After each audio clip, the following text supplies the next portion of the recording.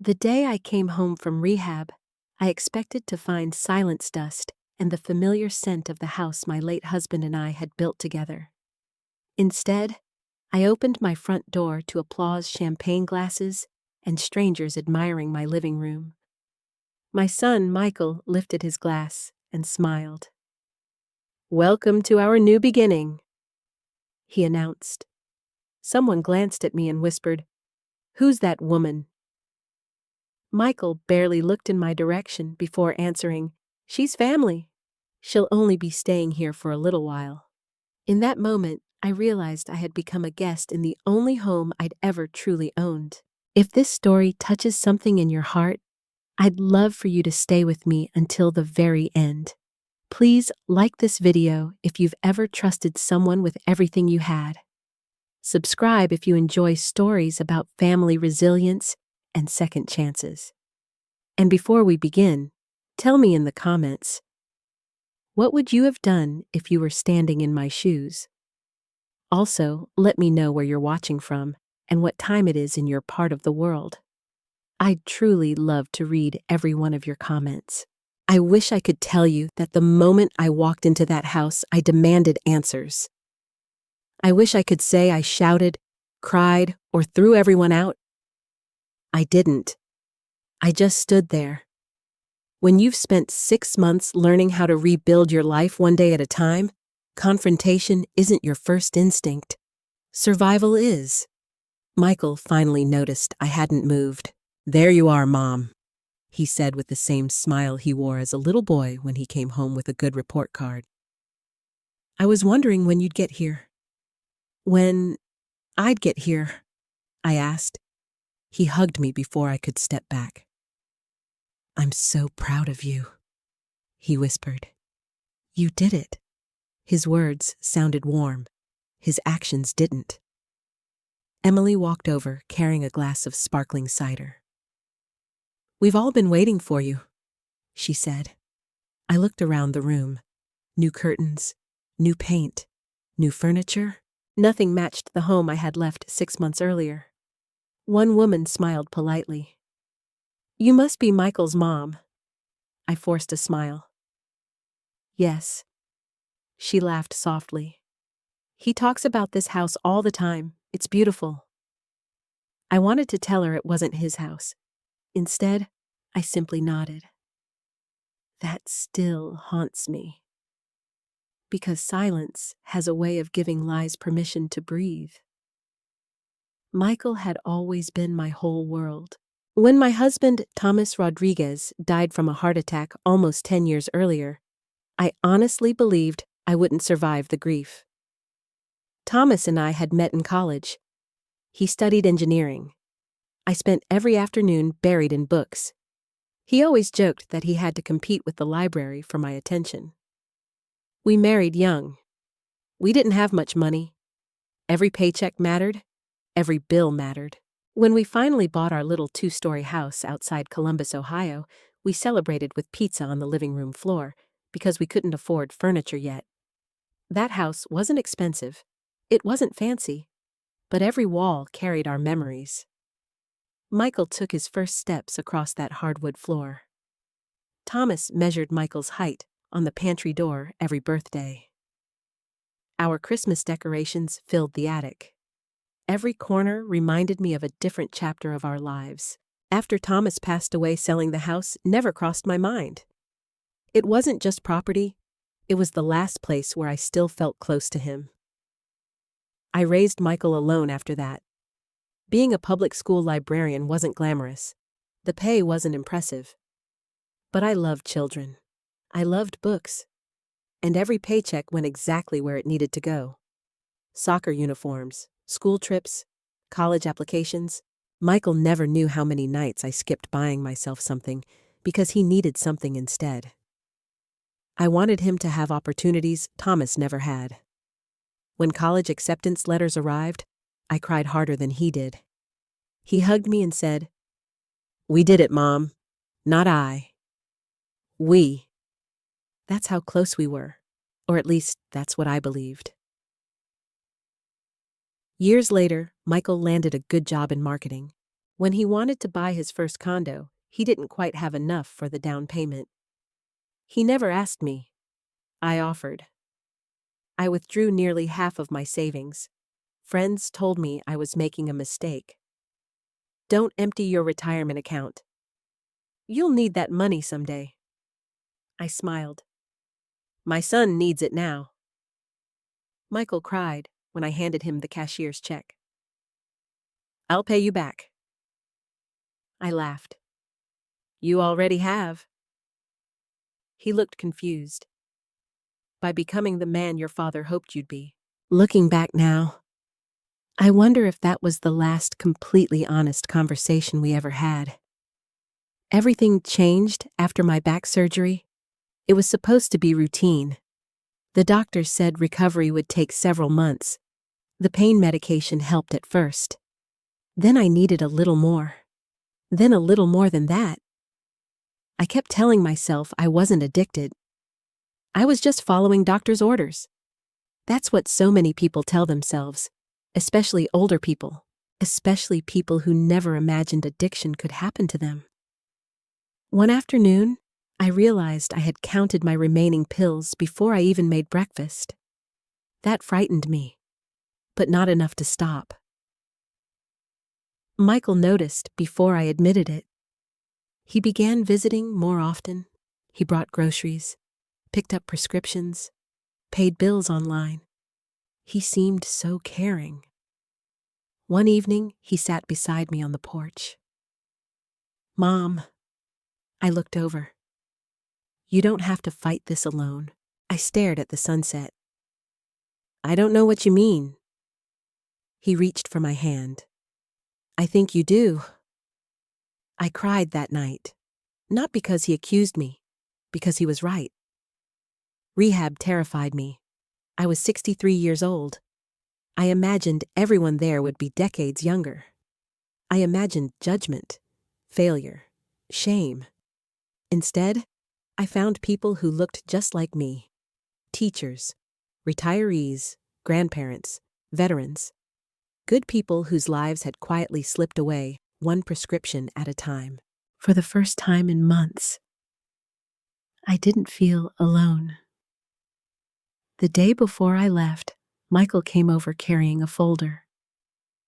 I just want to make things easier while you're gone. He spread several papers across the kitchen table. If the furnace breaks, he pointed. If insurance needs authorization, another page. If taxes come due, another signature. I don't want anyone giving me trouble because you're unavailable. I barely read them. Honestly, I trusted him more than I trusted myself. My emotions were everywhere. I was embarrassed, scared, ashamed. I signed where he pointed. He kept saying, just routine stuff. When I finished, he stacked the papers neatly inside the folder. Don't worry about anything. I'll take care of everything. I remember looking him in the eyes. The only thing I care about? He smiled. I know. I reached across the table and squeezed his hand. Take care of our home. He squeezed back. I promise. Those words carried me through my first difficult weeks in rehab. Whenever I missed home, whenever I wanted to quit, whenever I cried myself to sleep, I pictured Michael watering my flowers, collecting my mail, keeping the house safe until I returned. That image became part of my recovery. I never imagined that while I was learning how to rebuild my life, someone else was quietly rebuilding my life without me. And by the time I walked back through my own front door, the home I'd trusted him to protect no longer felt like it was waiting for me at all. I barely slept that first night. Or maybe I should say the first night I spent as a guest inside my own home. Emily had smiled while opening the small bedroom across from the laundry room. We freshened it up for you, she said. Freshened it up. The room used to be my sewing room. Thomas had built shelves along one wall with his own hands. They used to hold fabric family photo albums and every Christmas decoration we collected over 40 years. Now the shelves were empty. A narrow bed sat against one wall, a small dresser, a lamp, nothing else. It looked less like a bedroom and more like a hotel room. Michael stood behind Emily. "I figured you'd like having everything on one floor. Easier on your back." I looked at him. "My room is upstairs." He hesitated for barely a second. "You mean our room?" The words landed harder than I expected. Our room. Not your room, not your mother's room. Our room. I forced a smile because I didn't trust myself to speak. That night, I lay awake listening. Footsteps crossed the hallway above me. Michael laughed. Emily turned on the shower. Cabinet doors opened. The sounds were ordinary, but every sound reminded me they were coming from the bedroom where Thomas and I had slept for nearly 40 years. I closed my eyes. I could almost picture his reading glasses still resting on the nightstand. Except, I knew they weren't. The next morning, I woke before sunrise. Old habits never disappear. Thomas used to make coffee every morning before I even got out of bed. After he died, I continued the routine myself. Coffee first. Then watched the sunrise from the kitchen window. I quietly walked upstairs. The kitchen had changed. White cabinets had replaced the warm oak ones Thomas installed himself. The wallpaper was gone. The family calendar had disappeared. Even the old cookie jar shaped like a rooster was missing. I opened one cabinet. Different dishes. Different glasses. Nothing belonged where I remembered. Emily walked in wearing workout clothes. "Oh," she looked surprised. "You're up early." "I couldn't sleep." She smiled politely. "We've organized everything differently." I noticed, "If you need help finding anything, just ask." Help finding things? In my own kitchen? While she made coffee using a machine I'd never seen before, I quietly opened another cabinet. The mugs were unfamiliar too. My favorite blue mug had vanished. Thomas bought it during our anniversary trip to North Carolina. It wasn't expensive. It had a tiny chip on the handle. I used it almost every morning. "Emily." She turned around. "Yes." "Do you know where my blue coffee mug is?" She frowned. "I think we donated a few old dishes." Donated. I felt something tighten inside my chest. "You donated them. They were worn out. Without asking me. Without telling me. Without wondering whether those old dishes carried memories." I nodded. "I see." After breakfast, Michael suggested giving me a tour. I almost laughed. A tour. Of my own house. Still, I followed him. "This is the new living room." New living room? Not living room. He proudly pointed at the expensive sectional sofa. Emily found it during a holiday sale. The old leather couch Thomas and I bought after 20 years of saving. Gone. The rocking chair where I held Michael every night as a baby. Gone. The antique side table Thomas inherited from his father. Gone. I kept asking myself the same question. Where did everything go? We walked into the dining room. The oak table was missing. My breathing caught. That table wasn't just furniture. Thomas built it himself. Every Thanksgiving happened around that table. Every birthday, every Christmas dinner, every difficult family conversation, every celebration. It had survived spilled juice science projects, homework, and grandchildren who never came. Now, it wasn't there. Instead, stood a sleek glass table with 6 modern chairs. "It opens the room," Emily said proudly. I barely heard her. I was staring at the empty space where 40 years of memories used to live. Then I noticed something even worse. The hallway wall. Every year since Michael turned 5, Thomas had measured his height against that wall. Little pencil marks, dates, heights. Even after Thomas died, I refused to paint over them. They reminded me life kept moving. The wall had been freshly painted. Every mark was gone. I reached out and touched it. Smooth. Perfect. Blank. Michael noticed. Oh yeah. He shrugged. It needed updating. Updating. One coat of paint had erased 30 years of family history. He didn't even realize what he had destroyed. Later that afternoon, I quietly walked upstairs alone. The master bedroom door stood open. I stepped inside. For a second, I forgot to breathe. Our bed was gone. Thomas's dresser. Gone. My grandmother's quilt. Gone. The curtains I sewed myself 25 years earlier. Gone. Even the scent was different. Candles. Perfume. Fresh paint. Nothing smelled like home anymore. Emily's clothes filled the closet. Michael's shoes lined the wall. Family photos of them covered the dresser. There wasn't a single photograph of Thomas, or me, or the three of us together. It looked as though I had never lived there, as though Thomas had never existed. I reached for the nightstand drawer by instinct. Empty. Not even the Bible Thomas read every Sunday remained.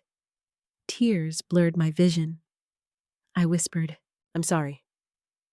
I wasn't sure whether I was apologizing to Thomas or to myself.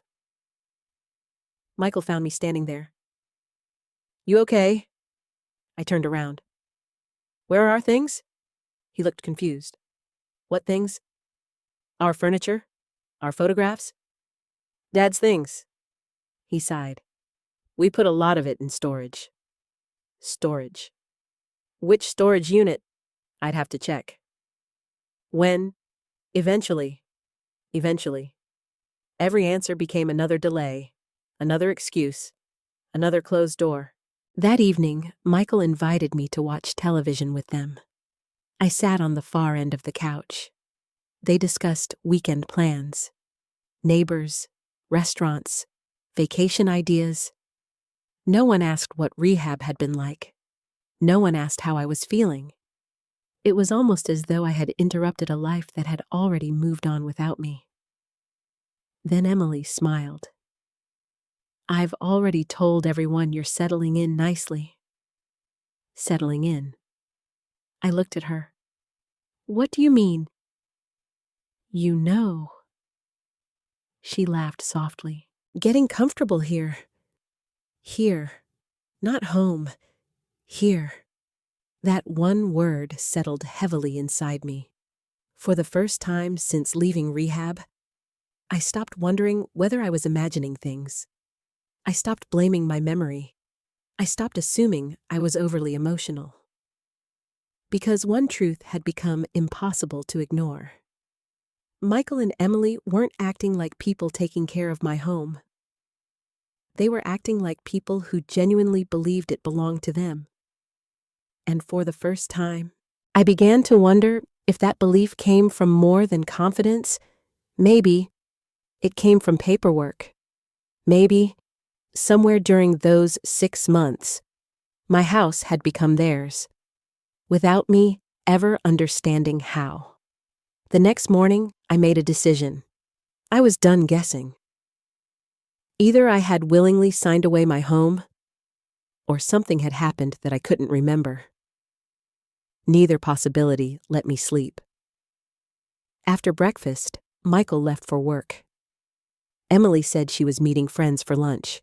For the first time since coming home, I had the house to myself, or at least as much as it could still be called mine. I walked straight to the small office beside the living room. For decades, that room held every important document in our lives. Insurance papers, tax returns, Thomas's military records, the deed to the house, birth certificates. Everything was kept inside a large oak filing cabinet. I opened the drawer. Empty. Every folder was gone. Only a few instruction manuals remained. My stomach tightened. Michael wasn't an organized person. If the cabinet was empty, it wasn't because he had suddenly become neat. Someone had intentionally removed those files. I searched every shelf, every drawer, every closet. Nothing. Then I noticed a brand new metal filing cabinet tucked beneath the desk. Locked. I pulled on the handle. Nothing. I checked the second drawer. Locked. Third. Locked. Every drawer. Locked. I stood there staring at it. Why would my own paperwork be locked away from me? That afternoon, Michael came home carrying takeout. He smiled as though everything were perfectly normal. Chinese. My favorite, he laughed. I remembered. I waited until dinner was over. Then I asked quietly, "Where are the house documents?" He didn't even blink. What documents? The deed. Insurance. Tax papers? Oh. He wiped his mouth with the napkin.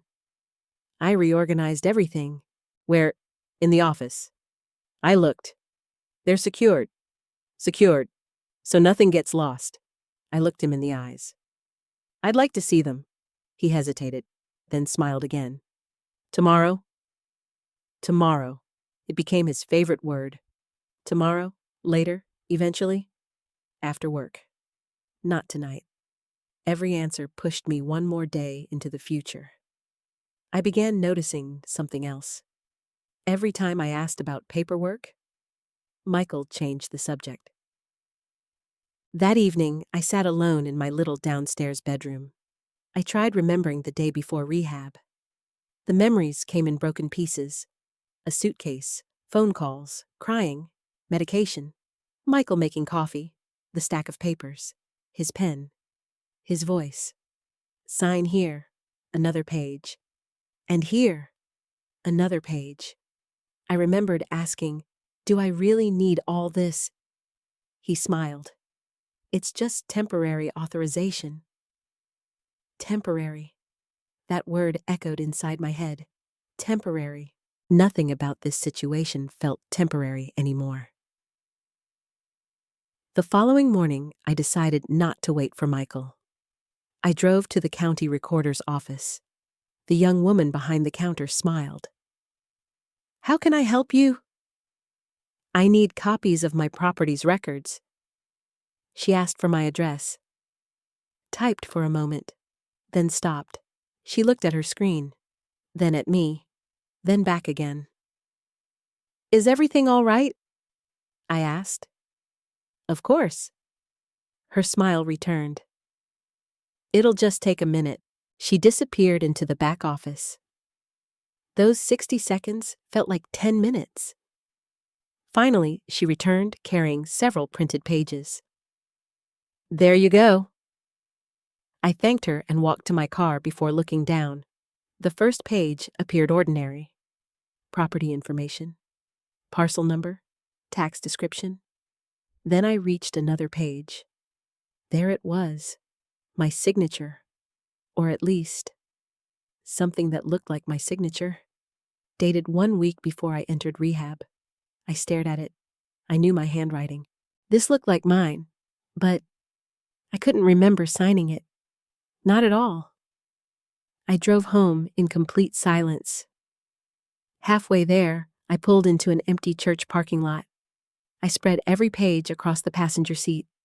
Again, again, again. I looked at the signature. I even signed my own name on a blank piece of paper. They matched, almost perfectly. My chest tightened. Maybe Michael had been telling the truth. Maybe I had signed everything willingly. Maybe addiction had stolen more memories than I realized. That thought frightened me more than anything else. Because if I couldn't trust my own memory, Who could I trust? That evening, I placed the papers on the kitchen table. Michael noticed immediately. "Where did you get those? The county office?" He sighed. "I told you not to worry about paperwork." "I don't remember signing this." He picked up the pages. "You did." "I honestly don't remember." He softened his voice. "Mom," he reached across the table, "your memory wasn't great before rehab." Emily nodded from the sink. "Addiction affects people differently." Michael continued. "You were under a lot of stress." I explained everything. "You agreed." His calmness almost convinced me. Almost. That night, I barely slept again. Every few hours, I turned on the bedside lamp, looked at the signature, turned the lamp back off. Then another memory surfaced. Not a complete memory, just a feeling. I remembered asking Michael if I should wait until after treatment. He had answered quickly. "No. Everything needs to be handled before you leave." Why the rush, I couldn't remember, no matter how hard I tried. That part stayed blank. The next afternoon, I decided to take a walk around the neighborhood. Fresh air usually helped clear my mind. People waved. Several neighbors welcomed me home. Everyone seemed genuinely happy to see me. Then I ran into Carol Jensen. Carol had lived across the street for almost 30 years. She hugged me tightly. "It's wonderful to see you looking so healthy." "Thank you." We chatted for several minutes. Then she smiled. "I have to admit," I looked at her. "I was surprised you sold the house." Every muscle in my body froze. "I'm sorry." She looked confused. "Oh. I thought Michael told you." "Told me what?" She hesitated. "I assumed the sale was your idea." "What sale?" "The house. You sold it to Michael before rehab?" For several seconds, neither of us spoke. Carol's smile slowly disappeared. "You didn't—" I felt my knees weaken. "No. I don't remember selling my house." Carol's face turned pale. "Oh my goodness. I thought—" She stopped herself. "What did you think?" "Michael said you wanted a fresh start. He said you'd decided it was time to let the next generation have the house." He sounded so proud. I couldn't answer. My heartbeat echoed inside my ears. One neighbor believing that story could have been a misunderstanding. But if Carol believed it, how many others did too? As I slowly walked back toward my house, one terrifying thought refused to leave my mind. Either I had forgotten the biggest decision of my entire life, or someone had spent the last 6 months convincing everyone around me that I no longer owned the place I called home. And for the first time, I wasn't just afraid of what I couldn't remember. I was afraid of what Michael might have done while I wasn't there to stop him. After my conversation with Carol, I couldn't pretend everything was a misunderstanding anymore. Someone had told the neighborhood that I willingly gave my house to Michael. The frightening part wasn't that people believed it. The frightening part was how naturally they believed it. That meant the story had been repeated many times. Not once. Not twice. Over and over. By the time I reached my front porch, my hands were shaking. I stood there looking at the house. The flowers were different. The mailbox had been replaced. Even the welcome mat now read, "The Rodriguez family." Years ago, I would have smiled. Now I wondered which Rodriguez family it was supposed to welcome. That evening, another surprise arrived. Michael knocked on my bedroom door. "Mom, come in." "I invited a few neighbors over Saturday." I looked up from my book. "For what?" He smiled. "Just a little barbecue." I waited. "I thought it would help everyone see you're doing well." Something about the sentence bothered me. You mean? He shrugged. So they can see Rehab helped. I nodded slowly. All right. Then he added something that made my stomach sink. It'll also help avoid awkward questions. What questions? You know? He laughed. About the house. He said it so casually, as though there was nothing strange about strangers asking questions regarding the ownership of my own home. Saturday arrived. People started showing up before noon. Everyone greeted Michael first. Not me. Michael stood near the grill, laughing with neighbors. Emily carried trays of food through the kitchen. I watched quietly from the dining room. Then I overheard one conversation. A man I barely recognized smiled at Michael. You've done a beautiful job fixing the place. Michael grinned. Still plenty left to do.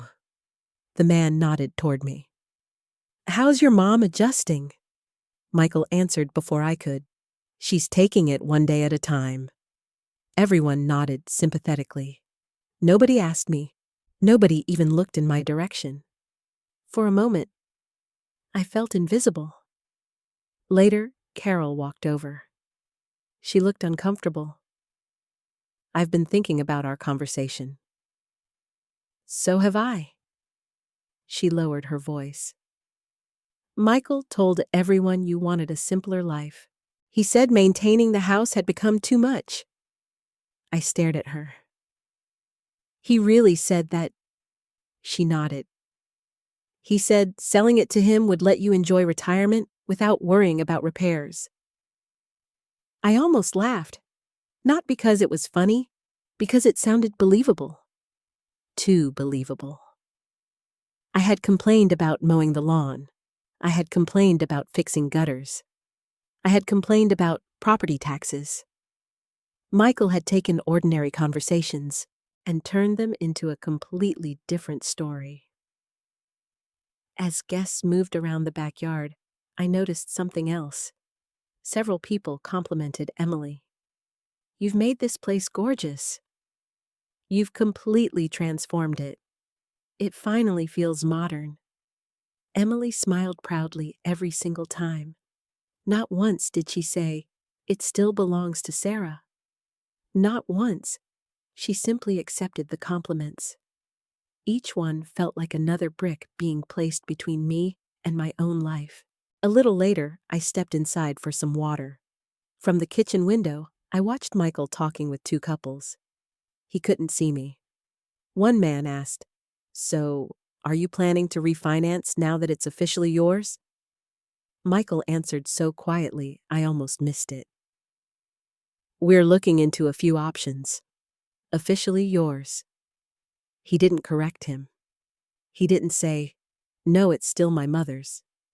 He simply kept talking. That was the moment something changed inside me. Until then, I had been looking for innocent explanations. Maybe confusion, maybe paperwork, maybe memory loss.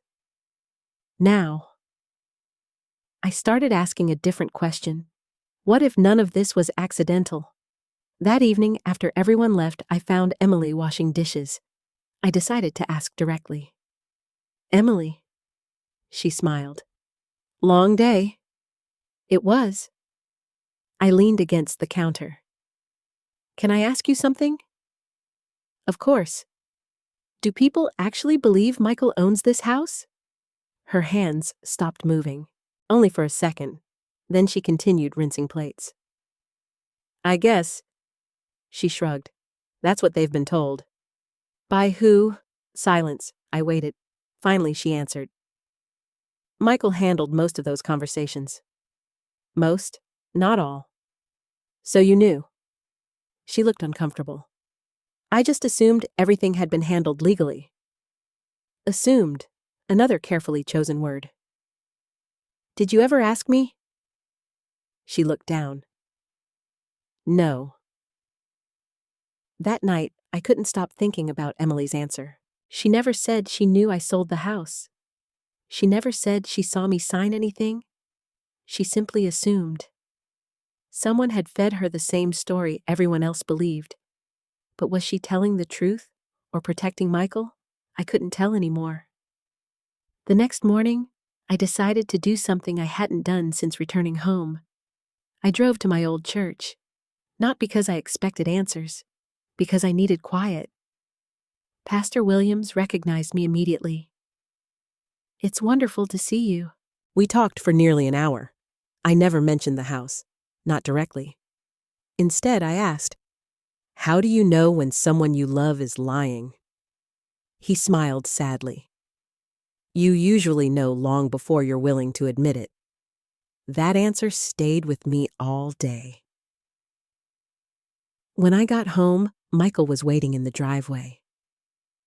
"Where were you?" "Church." He looked relieved. "I thought maybe something happened." I almost said, "Something did happen 6 months ago." But I stayed quiet. Instead, I asked, "Why did everyone think I sold you the house?" His smile disappeared. "We've already talked about this." "No. You've talked. I've listened." His expression hardened slightly. "You wanted a fresh start." "I remember wanting recovery. I don't remember giving away my home." He sighed loudly. "Mom, please stop putting yourself through this. You made the decision. You just don't remember every detail." There it was again. Memory. Every difficult question ended with the same explanation. Your memory, your addiction, your confusion. The more he repeated it, the less convincing it became. That night, I opened the folder from the county office once more. For the first time, I stopped staring at my signature. Instead, I started reading everything else. Dates, initials, witness lines, notary information. Details I had ignored before. Something felt wrong. I couldn't explain why. Not yet. But I knew one thing. The signature wasn't the only thing that mattered. The entire document mattered. And if I wanted the truth, I needed someone who understood those papers far better than I ever could. For weeks I had been trying to solve the mystery alone. That ended tonight. Tomorrow. I wasn't going to ask Michael another question. I was going to find someone whose job was uncovering the truth. Because if my own son had built this entire story on paperwork, then paperwork might also be the only thing capable of tearing it back down.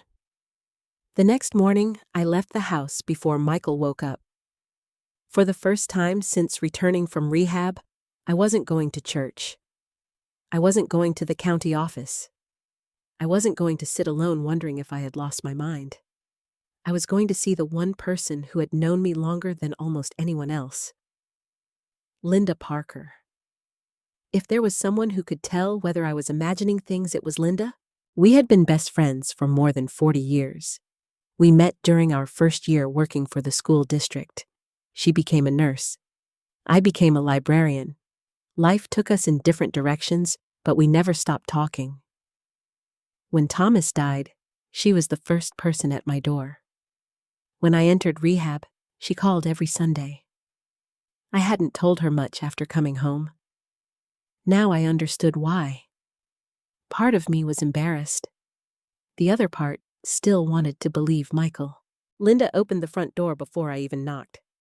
The moment she saw me, she smiled. Then the smile disappeared. "Sarah." She wrapped her arms around me. "You've lost weight. I guess rehab food isn't famous."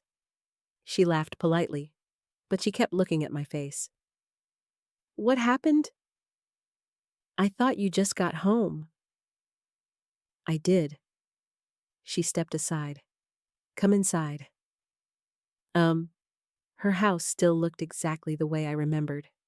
Family pictures, books, the smell of fresh coffee. Nothing had changed. For a moment, I realized how badly I needed something familiar.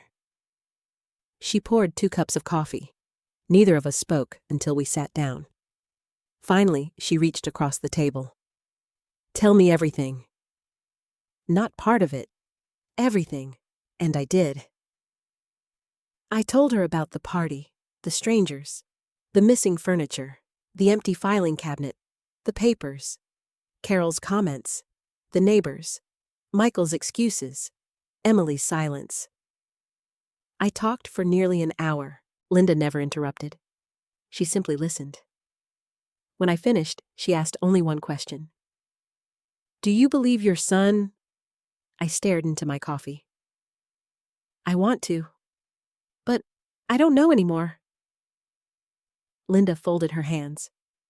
I've known you since you were 22. I looked up. You've forgotten birthdays. You've misplaced your glasses. You've burned a Thanksgiving pie.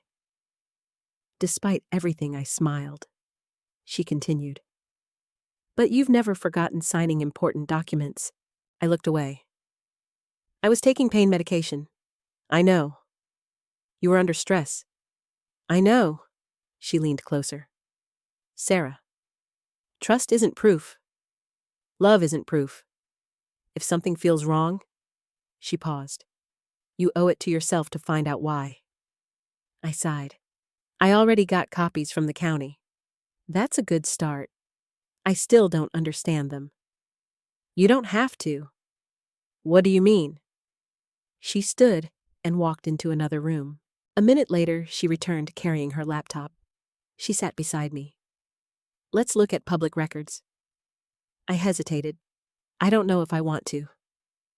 She looked surprised. Why? Because if everything is legal? I couldn't finish the sentence. She completed it for me. Then you'll have to accept it. I nodded. She squeezed my shoulder. And if it isn't legal? I didn't answer, because I hadn't allowed myself to imagine that possibility.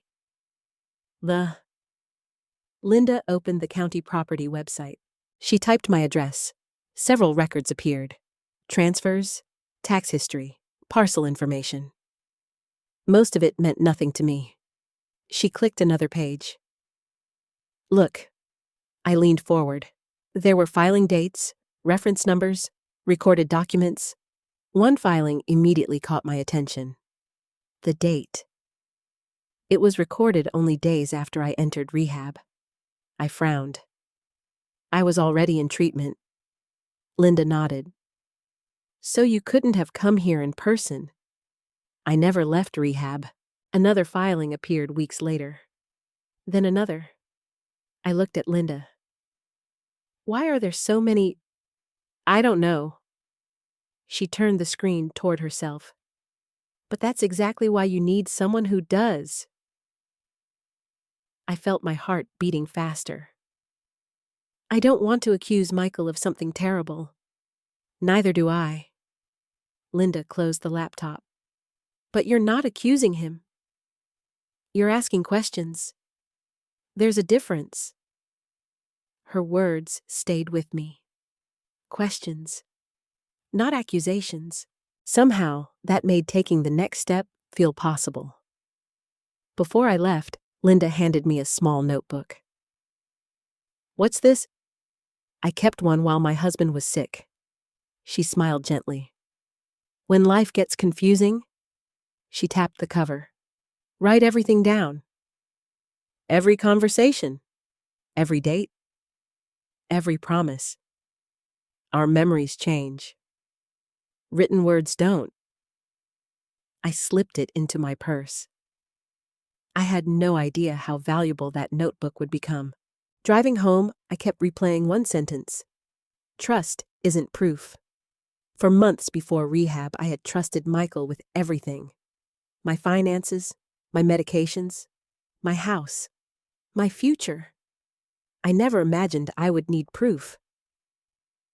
When I walked into the house, Michael looked up from the couch. Where have you been? Visiting Linda. His expression changed almost immediately. What did she have to say? I shrugged. We talked. About my recovery. He watched me carefully. Something about his eyes felt different. Not angry, not guilty, Nervous, very nervous. That evening, I began using Linda's notebook. The first page read, Michael refused to show me the house documents. Second page, Carol believes I sold him the house. Third page, county records show filings after I entered rehab. As I wrote, I noticed something. Individually, each event could be explained. Together, they formed a pattern I could no longer ignore. Around 9 o'clock, I heard voices upstairs. Michael and Emily thought I was asleep. Their bedroom door wasn't fully closed. I couldn't hear every word, only fragments. Emily sounded worried. She keeps asking. Michael answered quietly. Just give it time. Then Emily again. What if she talks to someone? Silence. Then Michael spoke much more firmly. She won't. My heart skipped. They weren't talking about dinner or vacation plans. They were talking about me. I quietly walked back downstairs before they noticed I was listening. The next morning, Linda called. I've been thinking. So have I. I asked one of my neighbors. About what? Real estate attorneys? I held my breath. She continued.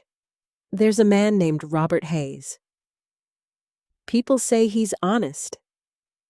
He specializes in property law. I looked toward the staircase. Michael was still asleep upstairs. For the first time since coming home, I realized I had reached a crossroads. I could continue asking my son questions he never truly answered, or I could ask someone who had no reason to lie to me. I closed my notebook. I'll call him. No, Linda said softly. I already did. My heart skipped. He can see you tomorrow morning. I looked around the house that no longer felt like mine. Tomorrow. For weeks, tomorrow had been Michael's favorite excuse. Now, tomorrow belonged to me. And deep inside, I had a feeling that once Robert Hayes looked at those papers, nothing in my family would ever be the same again. I barely slept the night before meeting Robert Hayes. Every hour I checked the clock. Every hour I asked myself the same question. What if Michael was telling the truth? Then another question followed. What if he wasn't? By sunrise, I was exhausted. Not physically, emotionally. There is a special kind of pain that comes from doubting your own child. No mother prepares for that. Robert Hayes' office sat inside a quiet brick building near downtown Columbus. Nothing about it looked impressive. No giant sign, no marble floors, just a small brass plaque beside the door. That somehow made me trust him more. Linda was already waiting outside. She hugged me. You don't have to do this alone. I know. For the first time since returning home, I believed it. A receptionist led us into a conference room. A few minutes later, Robert Hayes walked in carrying a legal pad instead of a laptop. He looked to be around 60.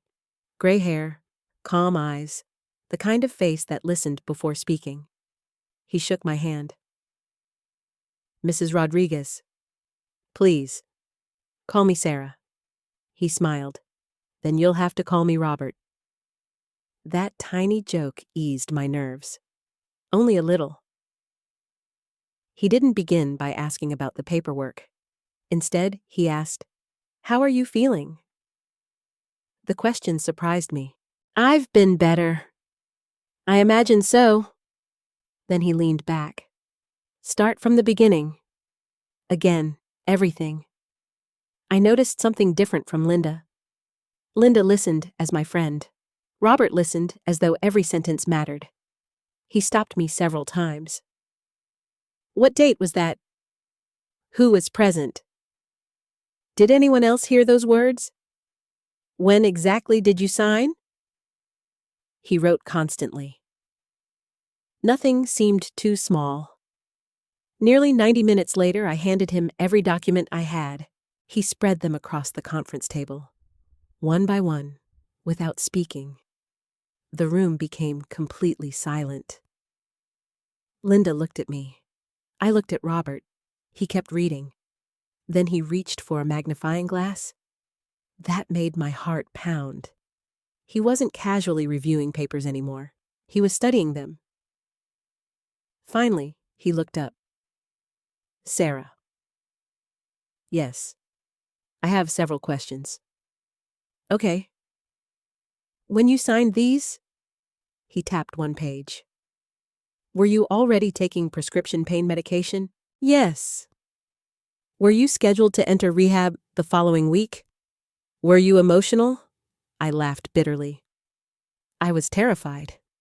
He nodded. Were you represented by your own attorney? No. Did anyone explain each document separately? I don't remember. Were you encouraged to take the papers home first? No. I watched him write something, then circle it. He reached another page. Interesting. What? He turned the document toward me. Do you recognize this witness? I looked at the name. Nothing. I don't know who that is. You've never met them? Not that I remember. He made another note. Linda glanced at me. Neither of us spoke. A few moments later, Robert frowned. That expression frightened me more than anything he'd said. He flipped back 2 pages, then forward again, then back. Finally, he asked, Did Michael prepare these documents himself? I think so. I never saw anyone else. Robert nodded slowly. I see. Another note, another circle, more silence. At last, he folded his hands. I'm not going to tell you your son committed fraud. I held my breath. Because I don't know that. My shoulders dropped slightly. Then he continued. But that single word changed everything. I do see several things that concern me. Linda leaned forward. What things? Robert pointed at the documents. The timing. The witnesses. The sequence of signatures. The explanations you've described. And most importantly, he looked directly at me. Your legal capacity. I don't understand. He spoke gently. Signing documents isn't just about writing your name. The law also considers whether someone fully understood what they were signing. I remembered sitting at my kitchen table, scared, ashamed, trying not to cry. Michael pointing from page to page. Sign here. Now here. And here. Robert continued. If someone is heavily medicated, emotionally distressed, or unable to understand the consequences, the situation deserves careful examination. He never once said the transfer was illegal. He never once promised I would win. He simply refused to dismiss my concerns. That alone felt like someone finally believed me. Then he surprised me. I'd like to request additional records. What kind? Medical records. Admission paperwork. Your treatment timeline. Linda frowned. Why? Robert answered calmly. Because dates matter? If Sarah entered treatment on one date, but documents suggest something inconsistent, we need to understand why. Everything with him came back to facts, not emotions, facts. For the first time in weeks, facts felt comforting. As the meeting ended, I asked the question I had feared most. Robert. He looked up. Do you think I gave away my house? He remained quiet for several seconds. Finally, he answered. I think you deserve to know exactly what happened. Not yes, not no, just truth. That was enough. When Linda and I reached the parking lot, neither of us spoke immediately. Finally, she smiled. How do you feel? I surprised myself with the answer. Relieved. Really? Yes. Because for the first time, I looked back at Robert's office. I don't feel crazy. When I returned home, Michael was sitting on the porch. He stood the moment he saw my car. "Where'd you go?" "Out." His eyes narrowed slightly. "With Linda?" "Yes." He studied my face, then asked quietly, "Did you see a lawyer?" For one brief second, neither of us moved. I hadn't told him. Linda hadn't told him. No one had. Yet somehow, he knew exactly where I had been. I answered honestly. "Yes." His face lost all color. Not angry, not offended. Afraid, genuinely afraid. He forced a smile. "You didn't need to do that." "I think I did." He stepped closer. "Mom, this doesn't have to become something ugly." I looked at him. "Then tell me the truth." Silence. He looked away first. "I've always told you the truth." I wanted to believe him, more than anything, but something inside me had changed. Not because Robert accused him, because Robert hadn't. He had simply asked careful questions. Questions Michael never wanted anyone else asking. That night, I opened Linda's notebook again. For the first time, I wrote something different. Not a fact, not a date, a feeling. Michael wasn't upset that I doubted him. He was upset that someone else might verify whether I should. And somehow, that frightened me more than every document I'd seen so far. Because innocent people usually welcome the truth. Only someone protecting a secret fears where questions might lead. For 2 days after meeting Robert Hayes, Michael barely spoke to me. He was polite. Too polite. He asked whether I wanted coffee. He asked whether I needed groceries. He asked whether my back was feeling better. But he never asked one question. "What did the lawyer say?" That silence told me he was thinking about it every minute. So was I. Robert hadn't advised me to confront Michael immediately. He wanted more records first. More facts. More documents. But I couldn't carry the weight anymore. Every meal felt fake. Every conversation felt rehearsed. Every time Michael called the house ours, I felt another piece of my heart break. I needed to hear the truth from him, even if it destroyed us. On Thursday evening, Emily left to visit her sister. For the first time in weeks, Michael and I were alone. He sat on the back porch with a glass of iced tea. The sun was beginning to set. Years ago, Thomas and I used to sit in those same chairs every evening. Now, I walked over and sat across from my son. He smiled. "Beautiful night." "It is." Neither of us spoke for almost a minute. Finally, I said, "We need to talk." His smile disappeared. I figured. I took a deep breath. I don't want excuses. I don't want another conversation about my memory. I only want honesty. He leaned back. "I'm listening." I looked directly at him. "Did you ever intend to give me my house back?" His jaw tightened. For several seconds, he didn't answer. Finally, he looked away. "Mom?" "No." I asked a simple question. His fingers tapped the armrest. "I don't know. That's not true." Another silence. Then he sighed heavily.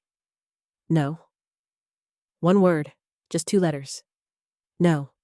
It felt like someone had reached into my chest and squeezed my heart. I closed my eyes. I knew it. He immediately tried to explain. "You don't understand." "Then help me understand." "You weren't doing well." "I know that." "You were addicted." "I know that too."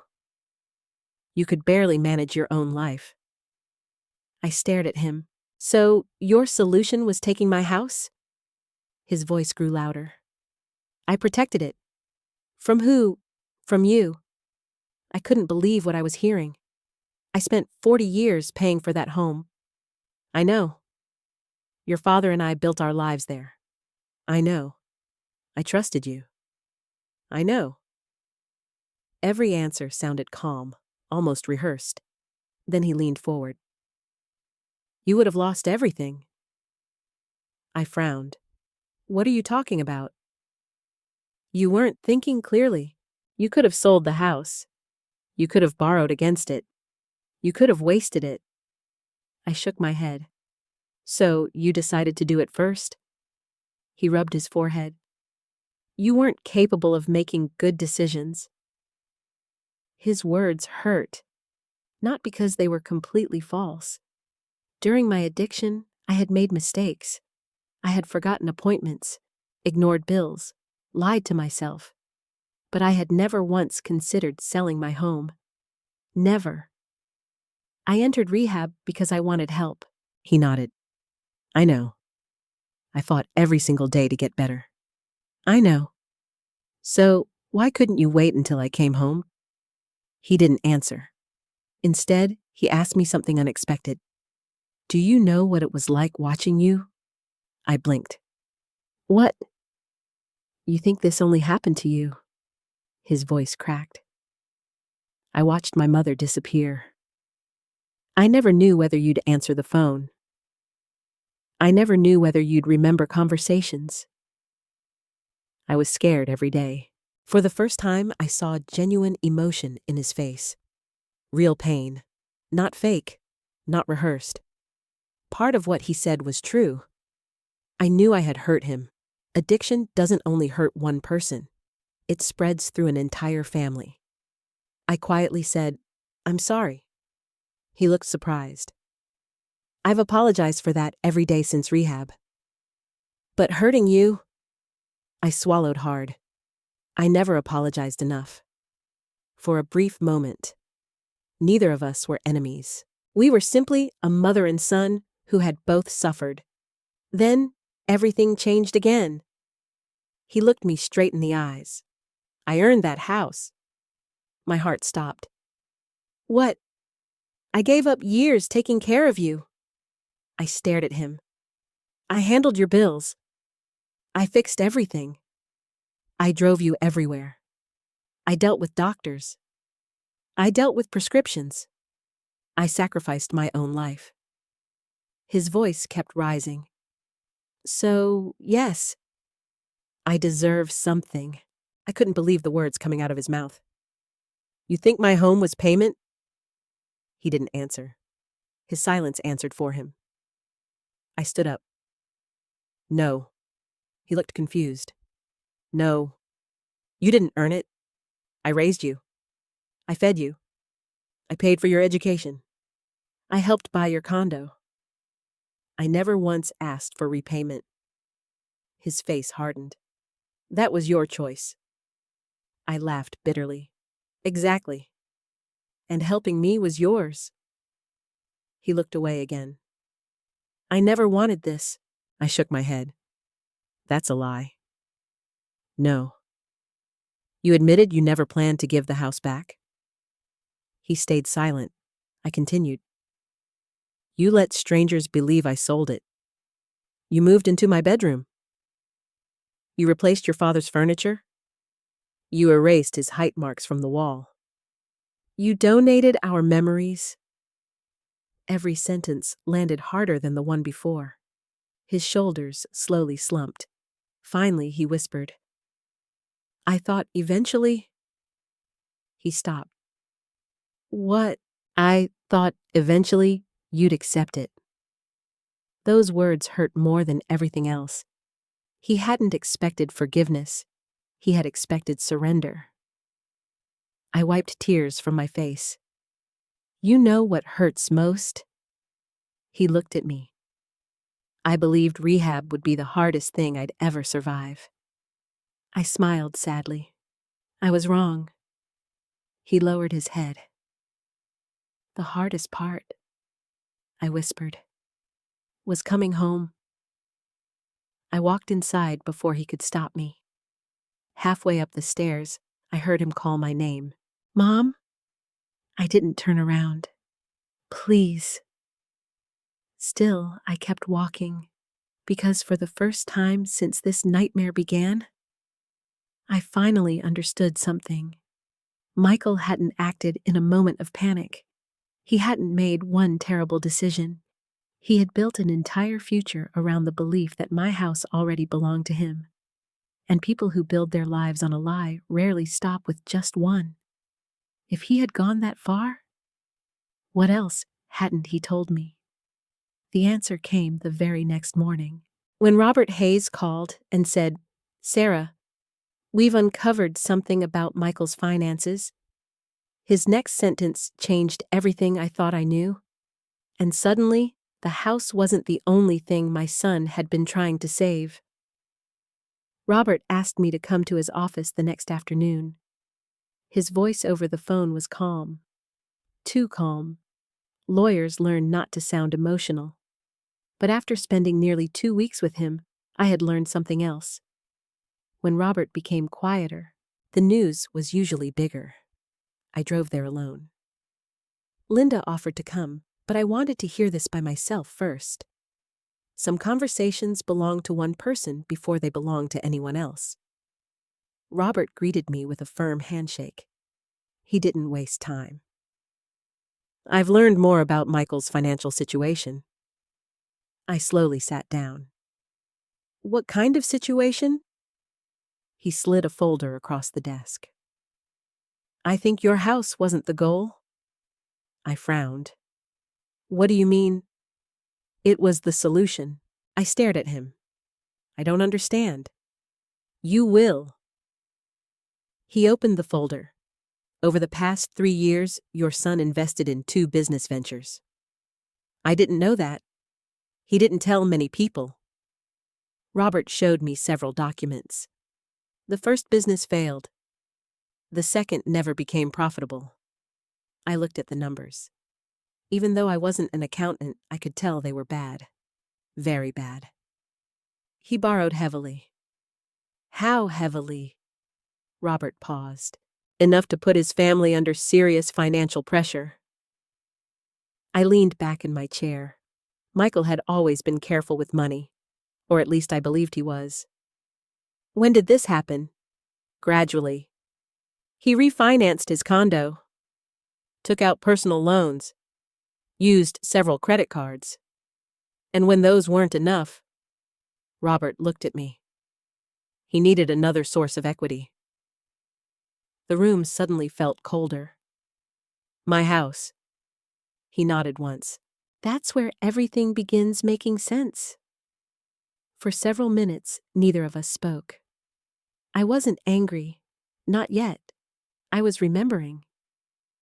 3 years earlier, Michael stopped taking family vacations.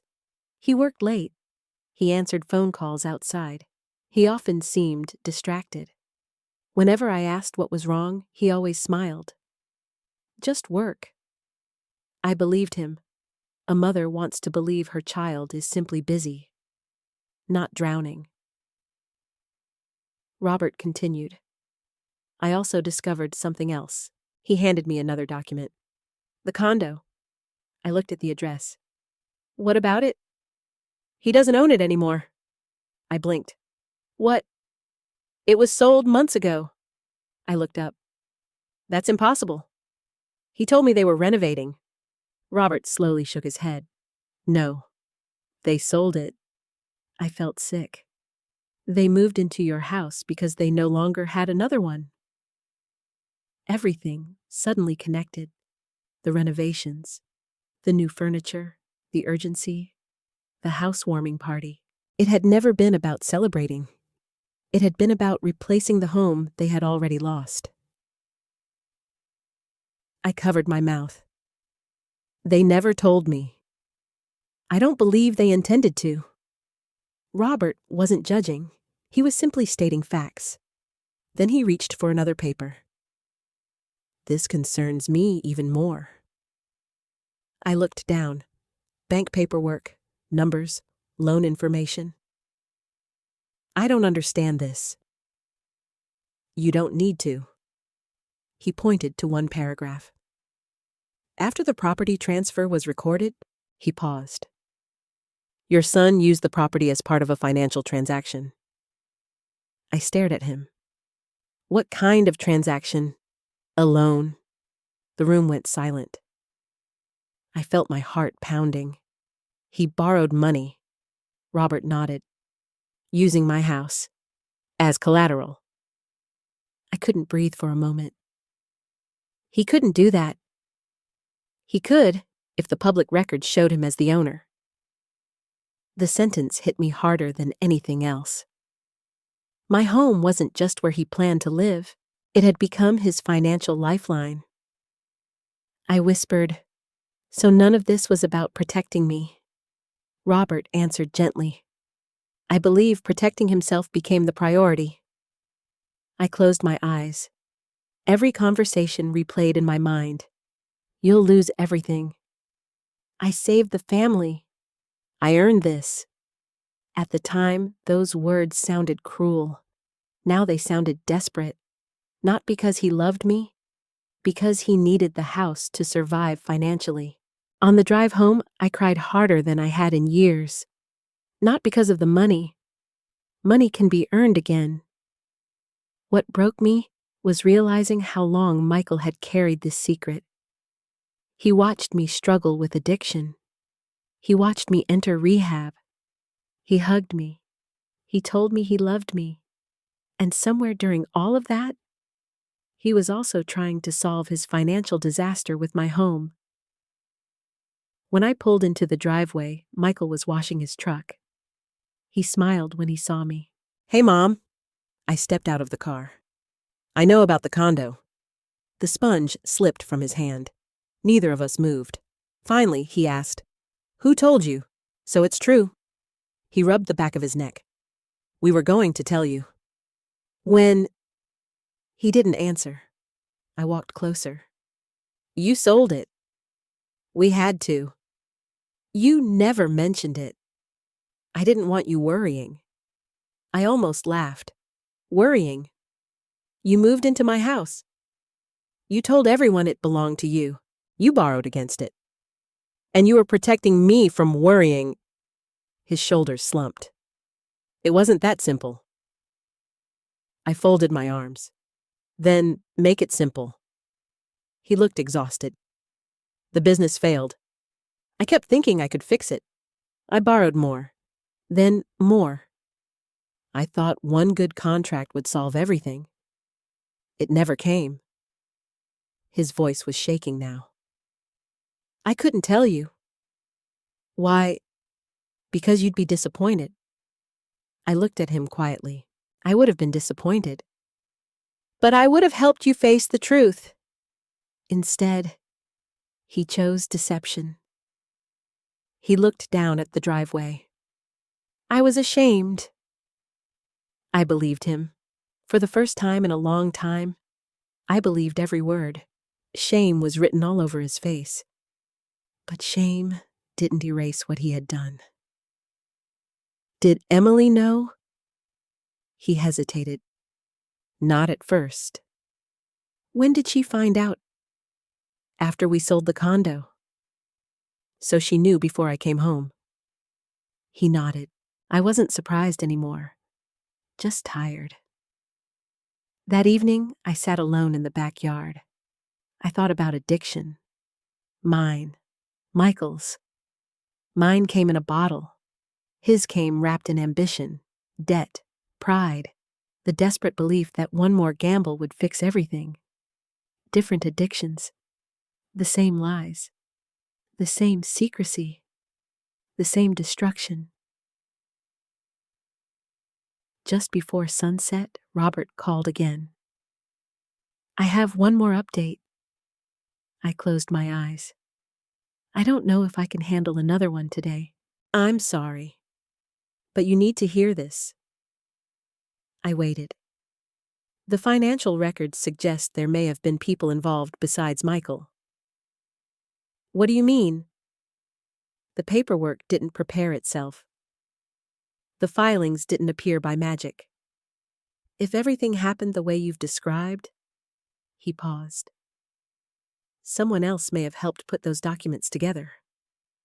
I sat upright. "You mean..." "I'm not making accusations.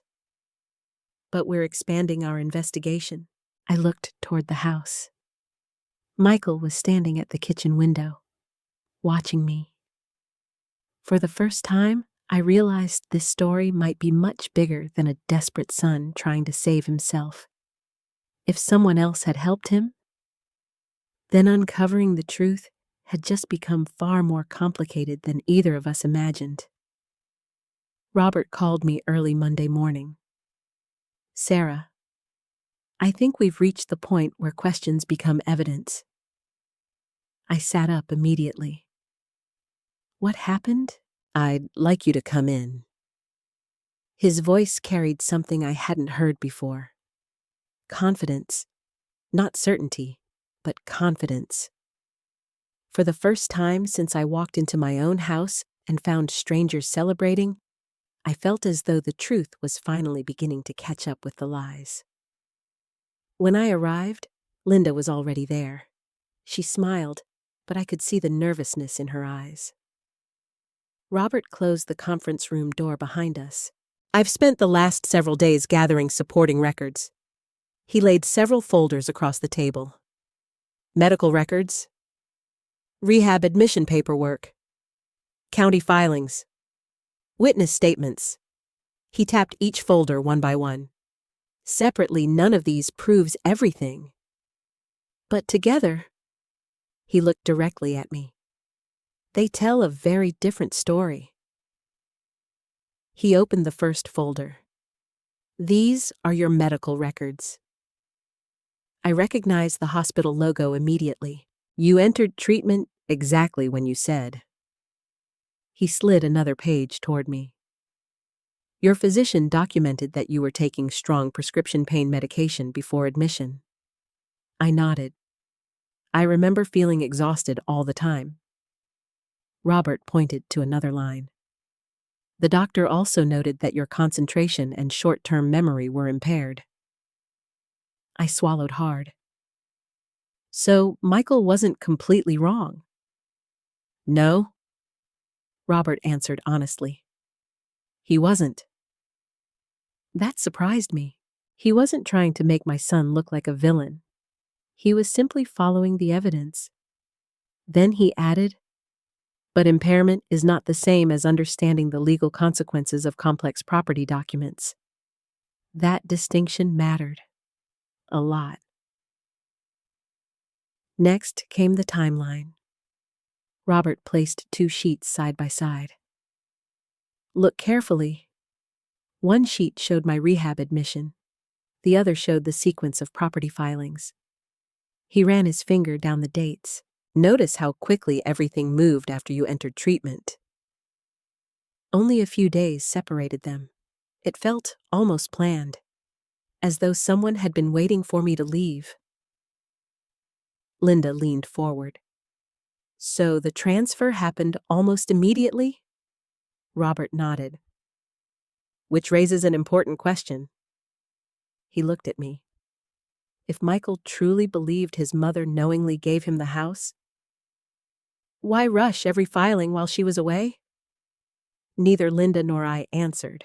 We were thinking the same thing, because waiting might have allowed me to change my mind. Robert opened another folder. This one concerns the signing process. Inside were copies of notarized documents, witness signatures, certification pages. He pointed to one name. "We located one of the witnesses."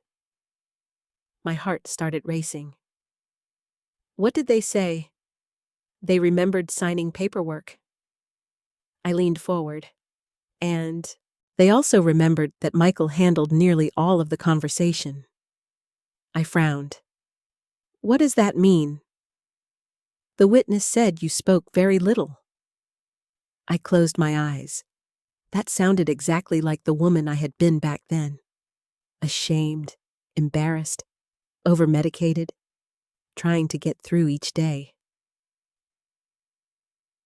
Robert continued. "The witness also recalled asking whether you wanted additional time to review the documents." I looked up quickly. "I don't remember that." "I understand." He paused. But according to the witness, he looked down at his notes. Michael answered before you did. A chill ran through my body.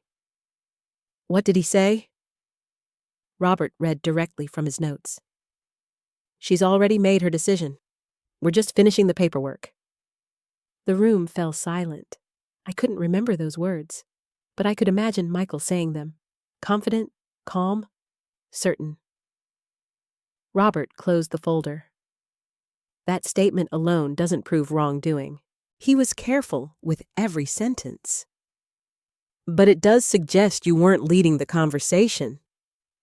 Linda quietly asked.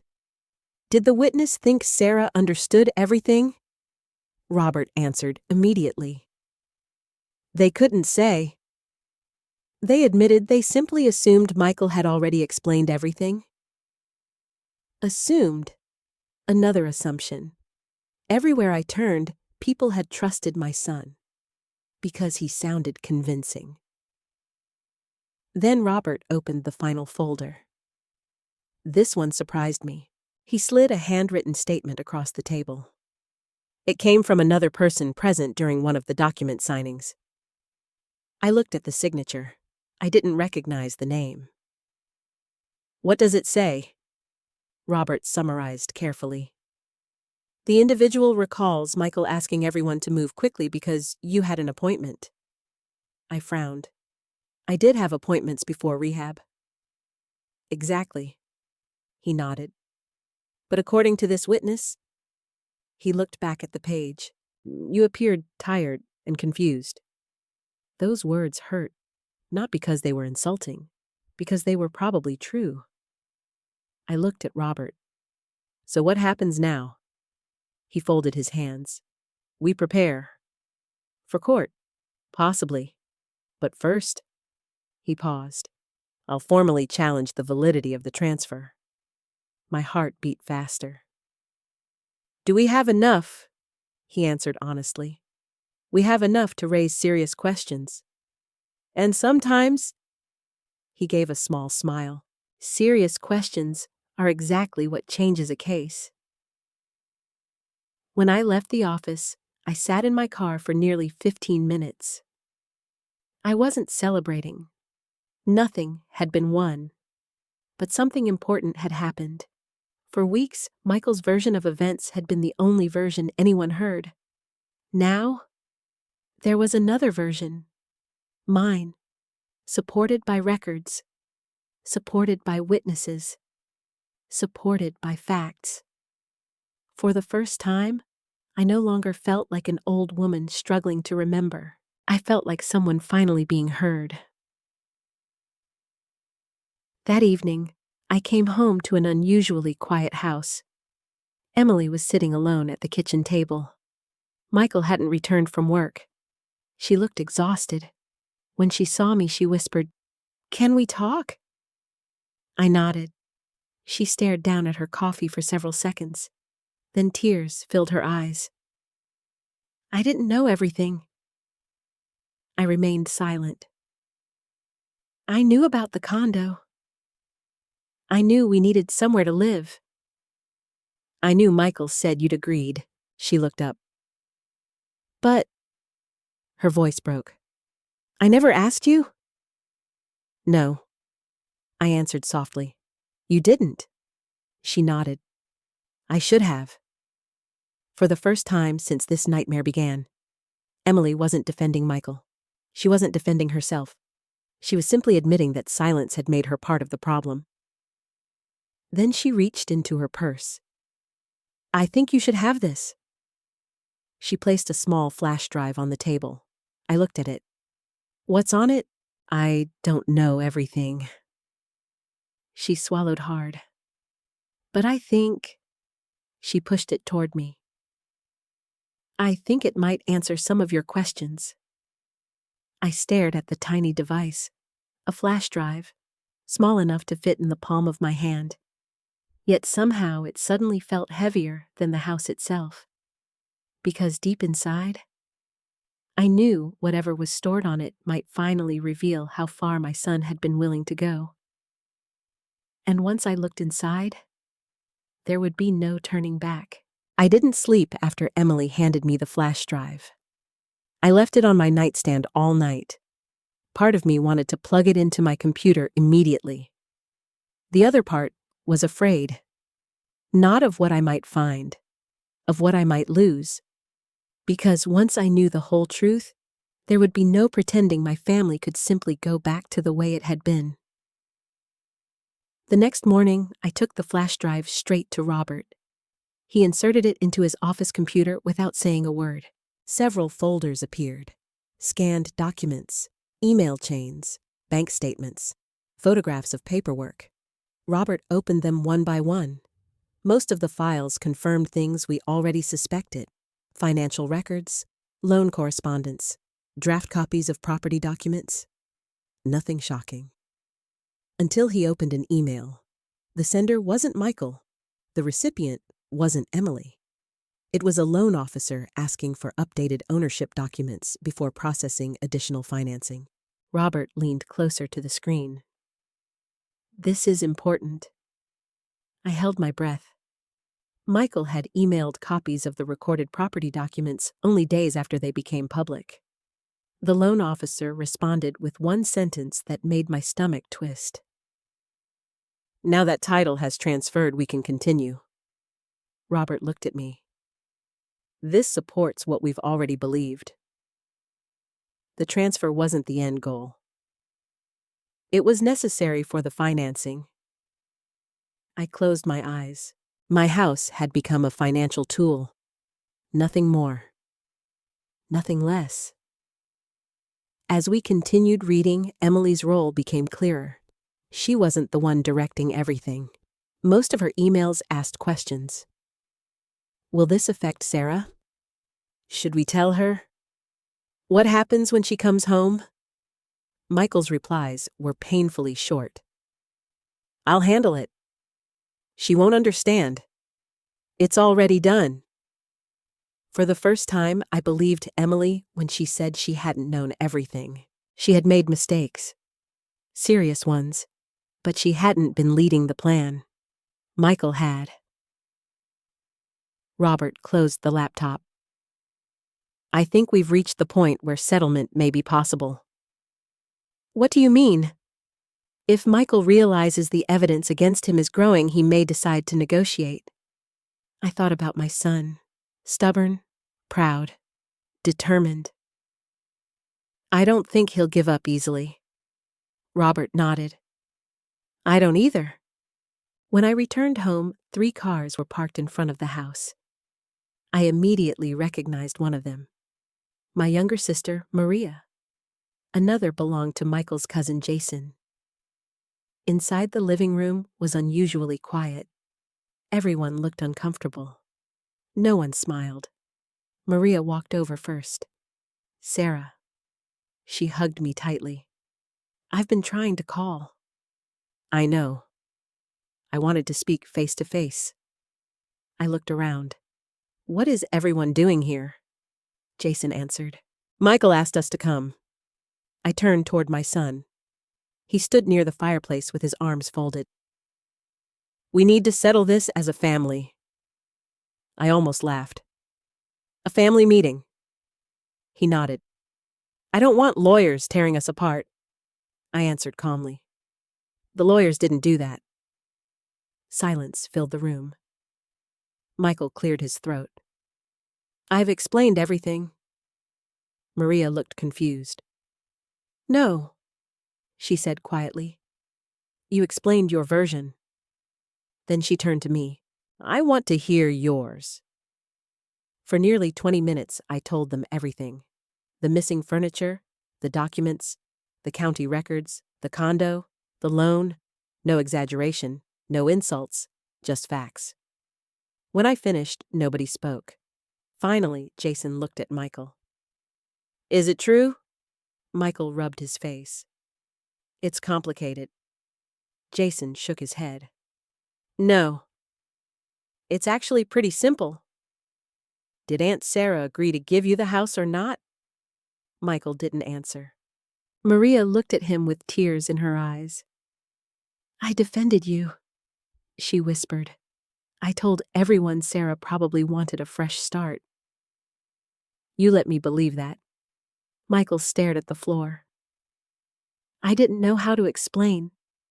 Maria's voice became firmer. Then maybe honesty would have been a good place to start. One by one, the room changed. Not because anyone shouted, because people stopped accepting excuses. Jason spoke next. You should have asked for help. I would have helped, Maria nodded. So would I. Michael looked genuinely surprised. I didn't want anyone knowing. I quietly answered, and because you hid it, now everyone knows. Emily sat silently on the couch. Finally, she stood. I need to say something. Everyone looked at her. She faced me. I should have come to you the day you came home. I knew something wasn't right. I kept telling myself Michael would fix it. She wiped away tears. He kept saying there would be a better time. There never was. I nodded slowly. No, there wasn't. Michael suddenly became defensive again. So now everyone's against me, Jason answered immediately. No. We're against what you did. There's a difference. That sentence stayed with me. People weren't choosing between mother and son. They were choosing between truth and deception. The meeting ended without any resolution. Maria hugged me again before leaving. I'm sorry I believed the story. It wasn't your fault. Jason shook my hand. If you need anything, I'll be there. After they left, only Michael, Emily, and I remained. The house felt strangely empty. Michael looked exhausted. So that's it, I answered quietly. No. This is just the beginning. Late that evening, Emily packed a small suitcase. Michael watched her in disbelief. Where are you going? To my sister's. He frowned. For how long? I don't know. You can't leave now.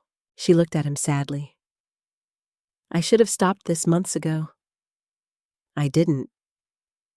I'm done pretending everything is fine. She kissed his cheek. Then she turned toward me. I'm truly sorry, Sarah. And she walked out the front door. Michael didn't follow her. He simply stood there, completely alone.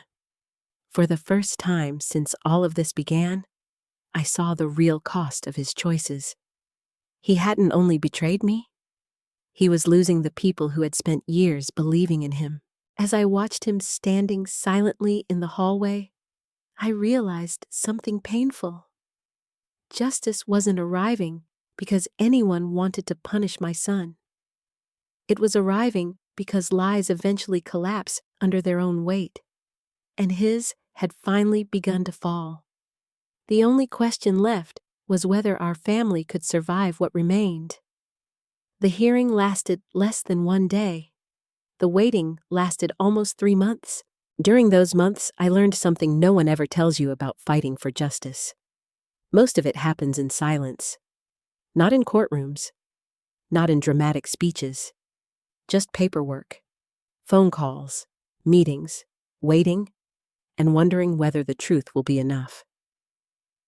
Robert prepared me carefully.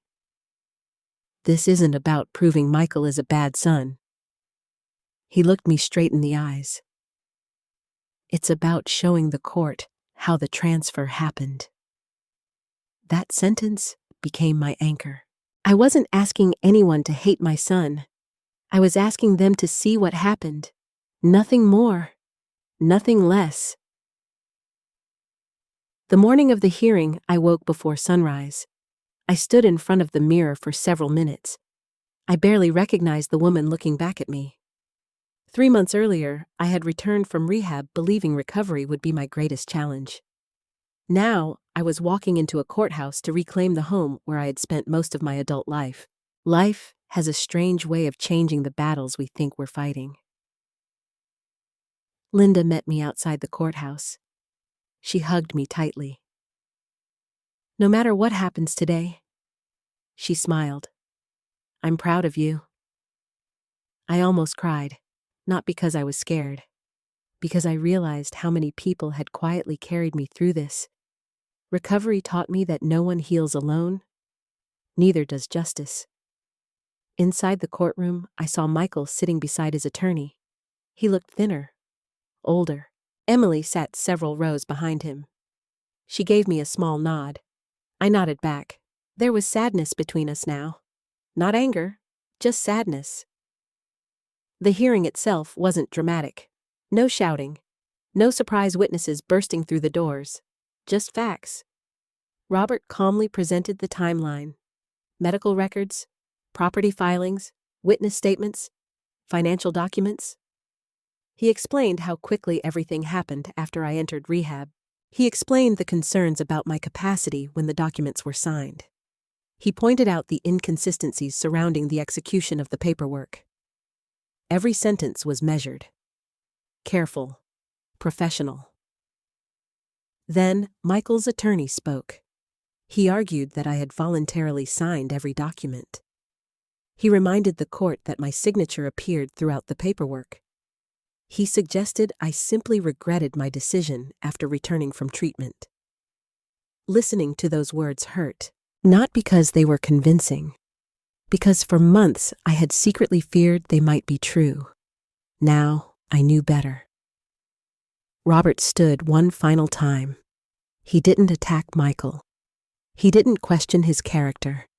Instead, he said something I will never forget. This case is not about whether Sarah Rodriguez struggled with addiction. It is about whether she knowingly understood the legal consequences of transferring the home she owned for decades under the circumstances presented. The courtroom became completely silent. Sometimes truth doesn't need dramatic words. It simply needs clear ones. The judge took a recess. We waited. 1 hour, then another. No one spoke much. Michael never looked at me. I kept wondering what he was thinking.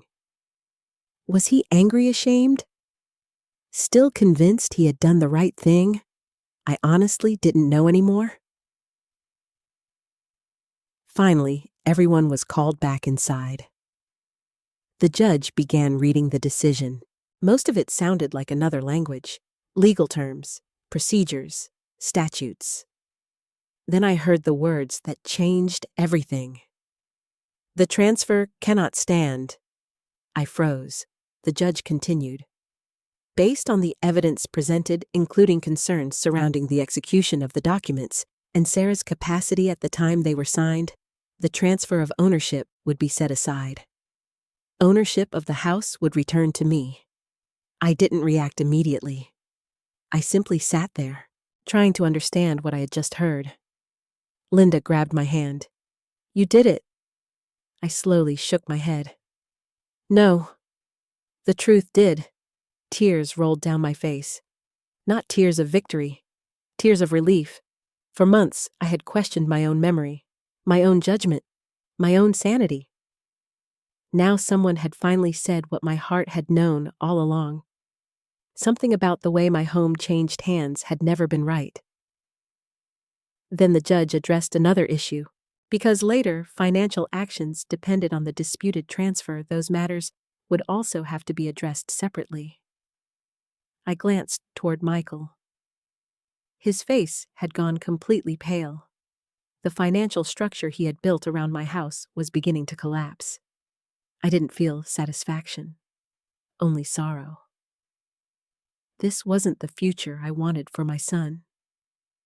But it was the future his own choices had created. Outside the courthouse, reporters weren't waiting. There were no television cameras, no dramatic celebration, just Linda, Robert, and me. Robert smiled warmly. I'm glad we could help. I hugged him. You gave me my life back. He gently corrected me. No? You fought for it. When I arrived home that afternoon, the driveway looked exactly as it had for years. Yet everything felt different. I stood at the front door for nearly a minute before unlocking it. My key still worked. I slowly stepped inside. For the first time since leaving rehab, I knew beyond any doubt. This was my home, legally, completely. No questions, no confusion, no pretending. The house was quiet. Michael wasn't there. Neither was Emily. Most of their belongings had already been packed over the previous week while everyone waited for the hearing. The silence echoed through every room. I slowly walked upstairs, into the master bedroom. It was almost empty now. Only a few boxes remained. I stood in the middle of the room remembering Thomas, remembering the first night we slept there, remembering Christmas mornings, late night conversations, growing older together. I whispered, "I'm home." For just a moment, it felt like he heard me. That evening, Michael returned alone. He carried one final box. He didn't come inside immediately. Instead, he stood on the porch. I forgot this. I nodded. He placed the box near the door. Neither of us moved. Finally, he looked at me. "I'm sorry." Those two words carried more weight than every excuse he'd made before. But they didn't erase anything. Not yet. I quietly answered, "I know you are." He looked surprised. "You do?" "Yes. I just don't know whether you're sorry for what you did." I paused. "Or for how it ended." He couldn't answer. Neither could I, because the difference mattered, and neither of us knew the answer yet. As he slowly walked back toward his truck, I realized something. Winning the house back had been the easy part.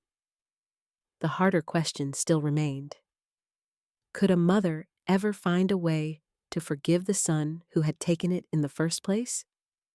For nearly 2 weeks after the court's decision, I didn't hear from Michael. The silence felt strange. For months, every day had been filled with arguments, paperwork, lawyers, and painful conversations. Now there was nothing, just an empty house, an empty driveway, and an empty chair across the dinner table. I thought peace would feel exciting. Instead, it felt unfamiliar. One Saturday morning, the doorbell rang. When I opened the door, Michael stood there alone. No truck full of furniture, no moving boxes, no lawyers, just my son. He looked exhausted, dark circles under his eyes. His shoulders slumped. He seemed 10 years older than when all this began. "Hi, Mom." I quietly answered, "Hello, Michael." Neither of us moved. Finally, he asked, "Can we talk?" I stepped aside. "You can come in." For the first time in months, he entered the house as a visitor, not as the owner, not as someone making decisions, simply as my son.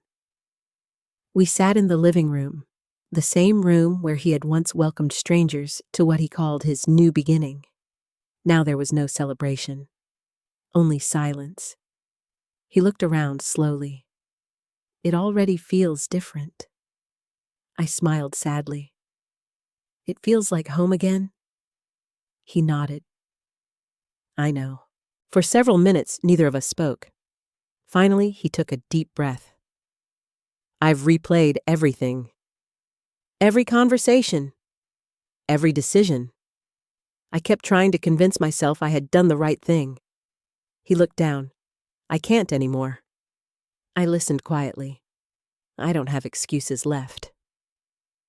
Those words mattered, because for months, every apology had come with another explanation, another justification.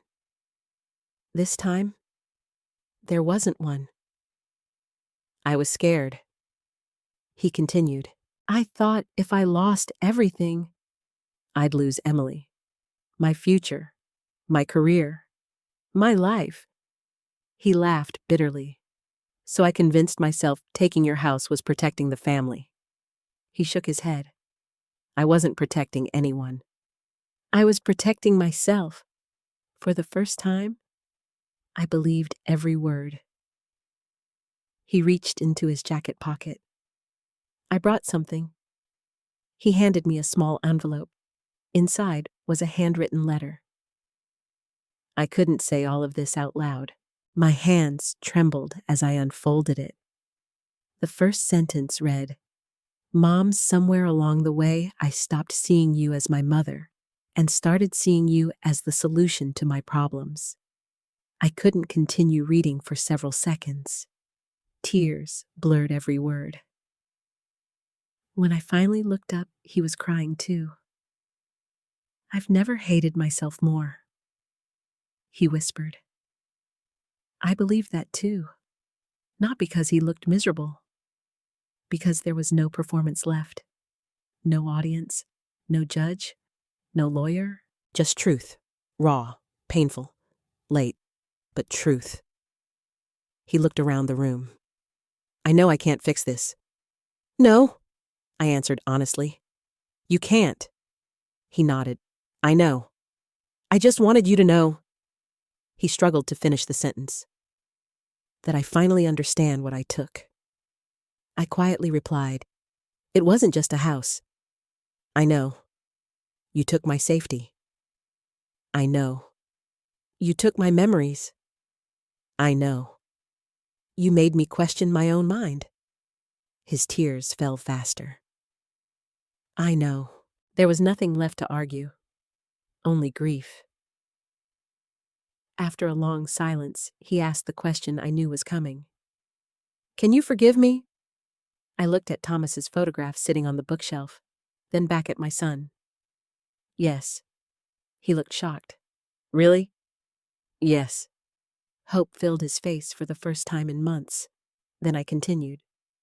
"But forgiveness isn't the same as trust." His smile slowly faded. "I understand. I forgive you because I don't want to carry hatred for the rest of my life." I took a slow breath. "But I don't trust you with my finances. I don't trust you with my legal documents. And I won't be giving you another key to this house." He lowered his head. "I deserve that." "You do." Those words hurt me almost as much as they hurt him. Because every mother wants to believe her child deserves endless chances. But recovery had taught me something. Love without boundaries isn't kindness. Sometimes it's permission, and I had spent too many years confusing the two. Michael stood to leave. "I've started seeing a counselor." I smiled slightly. "Good." They asked me a question. "What was it?" He looked embarrassed. They asked why I thought fixing my financial problems mattered more than telling the truth. And I couldn't answer. He looked at me. "I think I know now." "What is it?" Because admitting failure felt harder than betraying someone I thought would always forgive me? His honesty hurt, but it also sounded like real growth. Before leaving, he stopped at the front door. "I don't expect holidays. I don't expect family dinners. I don't expect anything. I just hope—" He swallowed hard. "Maybe one day we can be mother and son again." I smiled through tears. "We still are."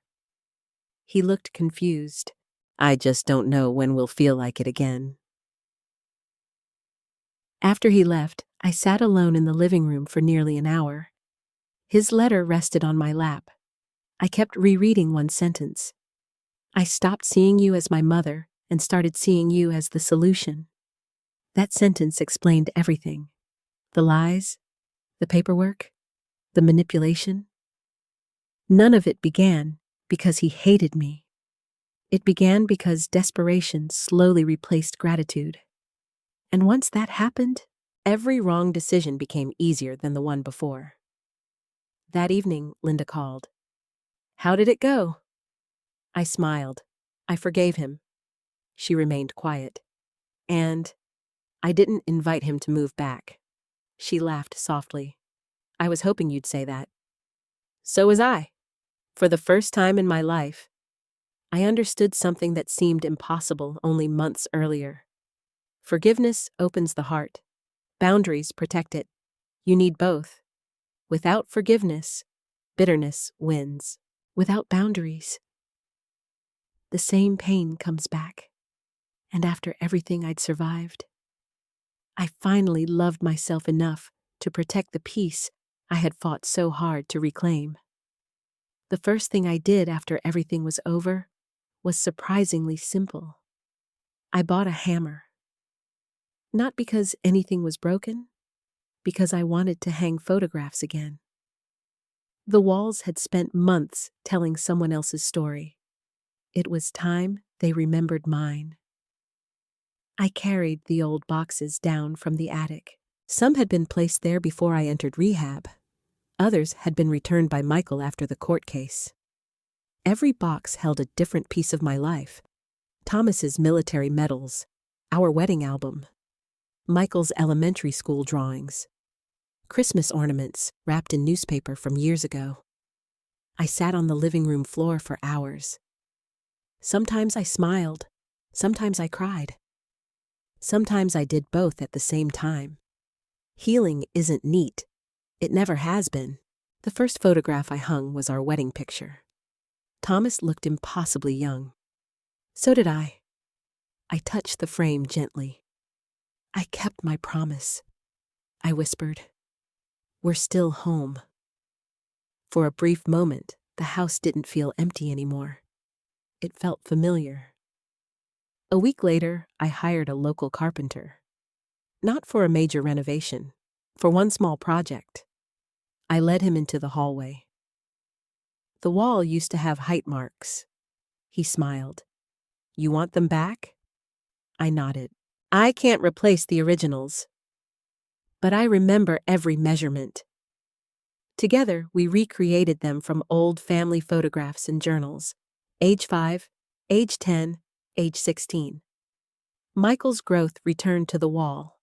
Not exactly as it had been, but close enough. Some memories deserve another chance. Around the same time, Linda invited me to visit a local recovery center. "They're looking for volunteers." I laughed. What could I possibly teach anyone? She smiled knowingly. "Everything." I wasn't convinced. Still, I went. The room held about 15 people. Most were close to my age, some younger, some older. One woman quietly shared how ashamed she felt after becoming dependent on pain medication following knee surgery. Another admitted she had stopped speaking to her own daughter because of addiction. As I listened, I recognized pieces of myself in every story. Not the details, the loneliness, the guilt, the fear that life was already over. When the meeting leader asked whether anyone else wanted to speak, I slowly raised my hand. "My name is Sarah." Several people smiled. I used to believe rehab would be the hardest part. A few heads nodded. It wasn't. I took a deep breath. The hardest part was believing I still deserved a life afterward. The room became completely silent. I shared everything, not every legal detail, not every painful memory. Just enough. Enough for them to know recovery doesn't end when treatment does. Sometimes, recovery begins after treatment. When the meeting ended, a woman about my age walked over. "My name is Denise." She smiled through tears. I thought I was the only grandmother whose family stopped trusting her. I hugged her. "No, you're definitely not." That afternoon changed something inside me. For months, I had focused on what I'd lost. Now, I started noticing what I still had to give. Weeks turned into months. Every Tuesday and Thursday, I volunteered at the recovery center. I never called myself a mentor. I simply listened. Sometimes people don't need advice. They need proof that someone survived. I became that proof. One afternoon, Denise asked me, "Can I ask you something?" "Of course." "Who are you when you're not somebody's mother?" The question stunned me. For 63 years, I had been somebody's daughter, then somebody's wife, then somebody's mother. Somewhere along the way, I forgot to become Sarah. That evening, I thought about her question for hours. Who was I? The answer slowly surprised me. I loved books, gardening, volunteering, morning coffee, long walks, music Thomas used to play. None of those things depended on anyone else. For the first time in decades, I wasn't rebuilding my life around another person. I was rebuilding it around myself. One Saturday afternoon, there was another knock at my door. This time, it was Michael. He wasn't alone. Emily stood beside him. They looked nervous. "I hope we're not interrupting." I smiled. "Not at all." They handed me a small potted rose bush. Emily spoke first. "We remembered you always wanted one by the front porch." I looked down at the flowers, then back at them. "Thank you." They didn't ask to come inside. That mattered. Instead, we planted the rose bush together. Nobody talked about lawyers, or court, or documents. We simply dug a hole, covered the roots, watered the soil. Sometimes healing begins with ordinary moments. As they prepared to leave, Michael looked toward the house. "It feels different," I smiled. "It is." He nodded. "No. I mean," he looked around, "it feels like you're happy." I hadn't realized it before, but he was right. Not because life had become perfect, because peace had finally become possible. That evening, I sat on the front porch watching the sunset. The new rose bush rested beside the steps. The hallway once again held Michael's height marks. Thomas's photograph hung over the fireplace. The house no longer looked exactly the way it had years ago. Neither did I. We had both been broken. We had both been rebuilt. Neither of us was identical to the past. But perhaps that wasn't the goal.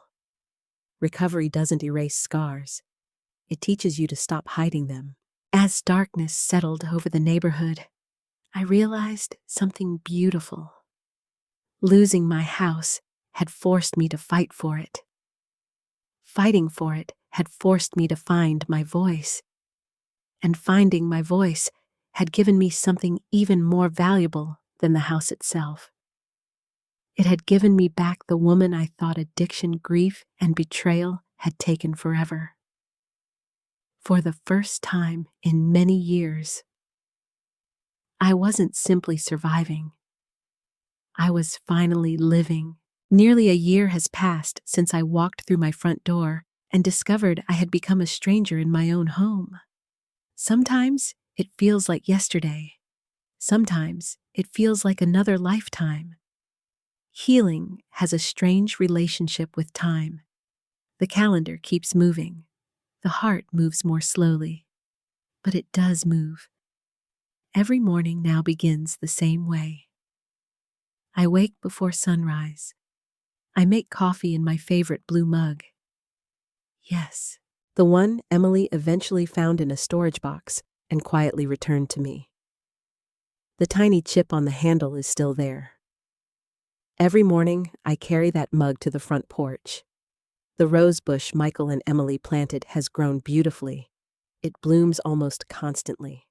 Whenever I water it, I smile, because even painful seasons can produce something beautiful. The recovery center has become a second home. Not because I need saving anymore, because I finally understand that helping someone else often strengthens your own healing.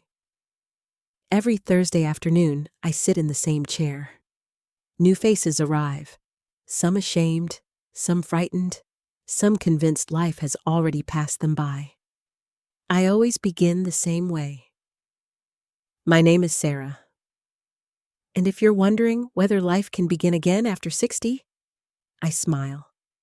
It absolutely can. The room always relaxes, because hope sounds different when spoken by someone who has lived it. One afternoon, Denise asked me, "If you could erase everything that happened, Would you? The question surprised me. For several seconds, I didn't answer. Then I smiled. No. Everyone looked shocked. I continued. I would erase the pain. I would erase the addiction. I would erase the betrayal. But if I erased everything, I would also erase the woman those experiences forced me to become. That woman, the one sitting in front of them, finally knew her own worth. I wasn't willing to lose her. Not anymore. Michael still visits. Not often. Maybe once every few weeks. He always calls first. He never assumes. He never walks in without knocking. The first time he asked, "Is this a good time to stop by?" I almost cried. Not because the question was extraordinary, because respect had finally replaced entitlement. Trust wasn't fully restored, but respect had returned. And that's where rebuilding begins. Emily eventually returned too. She and Michael stayed together. Counseling helped them. Not because counseling solved everything, because it forced them to stop pretending. The last time she visited, she hugged me before leaving. I'll always regret my silence. I squeezed her hand. So will I. But regret doesn't have to be the last chapter. She smiled through tears. I hope not. A few months ago, Michael surprised me. He handed me an envelope. Inside was a check. Not a huge amount. Nothing close to what everything had cost. He looked embarrassed. I know I can't repay what I took, but I can stop pretending I owe nothing. I looked at the check, then back at him. I'm proud of this. He looked confused. Really? It isn't the money? It's the responsibility. For the first time in years, he wasn't looking for a shortcut. He was accepting consequences.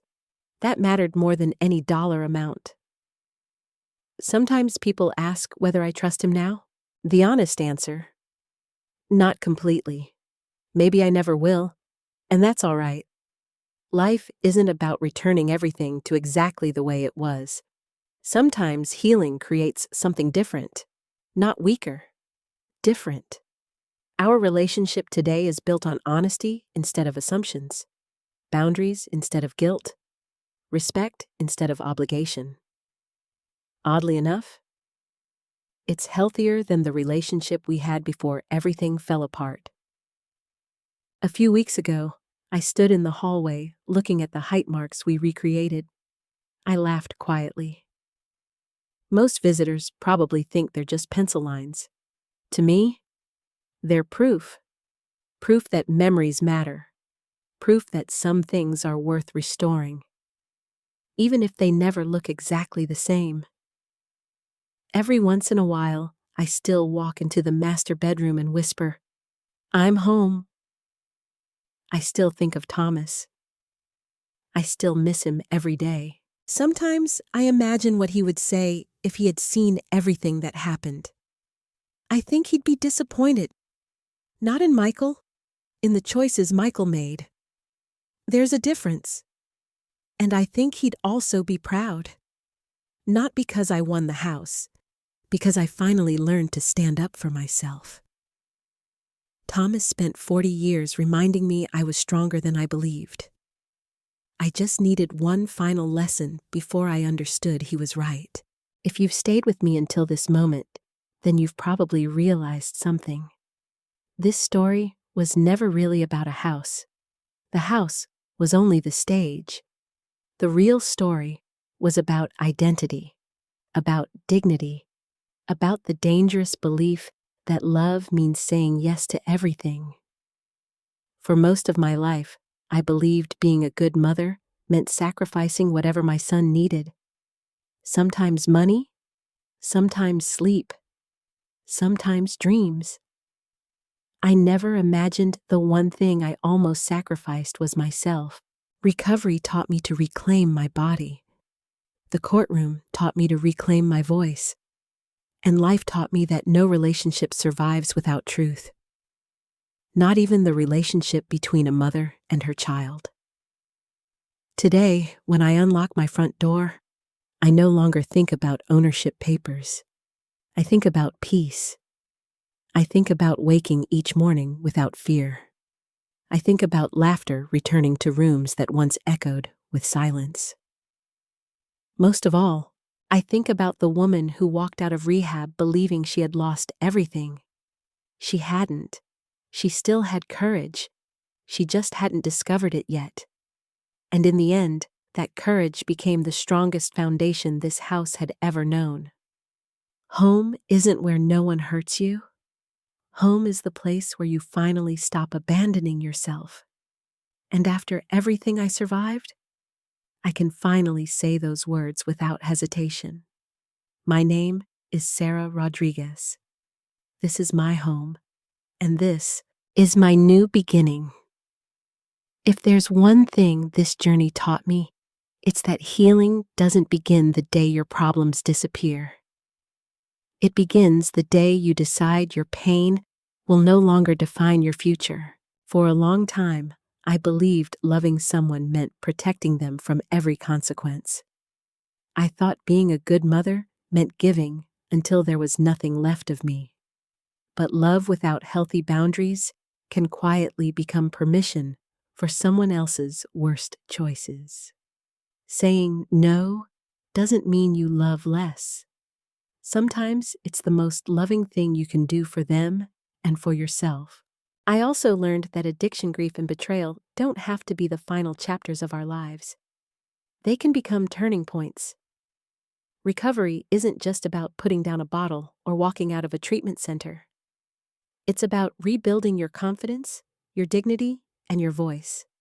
It's about learning that your worth was never determined by your worst season. If you're watching this and you've ever felt forgotten, manipulated, or taken for granted by someone you loved, I hope you remember this. You are never too old to start over. You are never too old to set boundaries. And you are never too old to choose yourself without feeling guilty. Sometimes the greatest act of courage isn't fighting someone else. Sometimes it's finally believing that your own peace is worth protecting. I lost my certainty. I nearly lost my home. For a while, I even lost myself. But in the end, I found something much more valuable than anything I thought had been taken from me. I found my voice. And once you find your voice, no one can ever take your home away again, because your true home is the self-respect you carry within you. If my story touched your heart, I'd truly love to hear yours. Have you ever had to set difficult boundaries with someone you loved? Do you think you could have forgiven Michael if you had been in my place?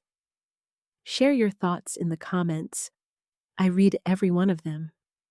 And before you go, tell me where you're watching from and what time it is in your part of the world. It always amazes me to see how people from all over the world come together through stories like this. If you enjoy heartfelt family stories about resilience, second chances, and emotional justice, please like this video and subscribe so we can continue sharing this journey together. Thank you for spending your time with me. Take care of yourself and never forget that it's never too late to begin again.